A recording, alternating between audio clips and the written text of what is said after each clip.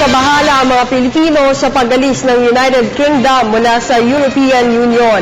Ayon sa National Economic and Development Authority o NEDA, may safeguard measures na naiakda ang Bangko Sentral ng Pilipinas at matatag din ang ekonomiya ng bansa. Si George Bandola sa detalye. Hindi nababahala ang National Economic and Development Authority sa British exit sa European Union. Ayon kay Socio-Economic Planning Secretary Emmanuel Esguerra, totoong hindi mapapanatag ang financial market ng bansa dahil sa pangamba rin ng mga financial investors. Subalit, bukod sa mga safeguard measures na naiakda na ng Bangko Sentral ng Pilipinas, matatag din ang ekonomiya natin. We are a more diversified economy now, no? So I think that should be some kind of an insurance. No? Our reserves are at a healthy level. No? So I think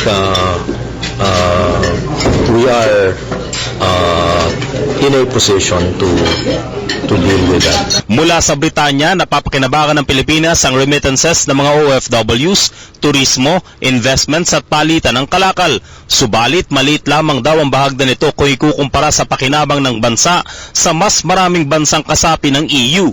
In all those aspects, I think the share of UK to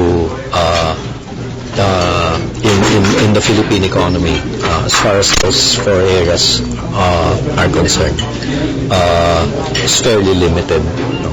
So limited enough to not affect us drastically. Bagamat binabantayan din ng NEDA ang posibleng pagsama ng iba pang mga bansa sa EU exit na posibleng nahawaan ng simpatya mula sa Britanya.